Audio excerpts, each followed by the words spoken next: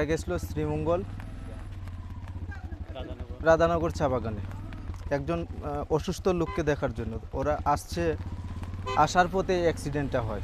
আর আমরা হঠাৎ করে এটা খবর পাই। খবর পাওয়ার পরে আমরা এটা তালাশ করি, দেখা যায় যে এটা আমাদের রোগী। সাথে সাথে আমরা রোগী খোঁজখবর নিয়ে দেখি সঠিকভাবে আমাদের এই রোগী। তবে রোগী অসুস্থ 5 জন ছিলেন, 5 জন থেকে 3 জন মারা গেছে, 2 জন এখনও ওই অবস্থায় আছে, চিকিৎসা চলতেছে। আশা করি ওরাও সুস্থ হয়ে যাবে। আর যারা মরছে, একজনের নাম হলো রবীন্দ্র মুন্ডা, আর আরেকজনের নাম হয়েছে দীনবন্ধু মুন্ডা, আর দীনবন্ধুর ছেলেই পূজন মুন্ডা।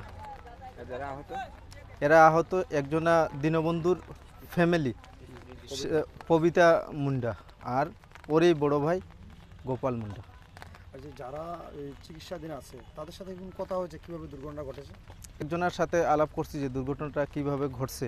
উনি বলতে চাইছে যে এটা আসলে যে সময় ঘটনাকালীনই আমার সেন্স অটোমেটিক আমি হারিয়ে ফেলেছিলাম, এইটুকু জানতে পারছি। এরপরে বুঝলাম যে না, সে সঠিক বিষয়টা বলতে পারবে না।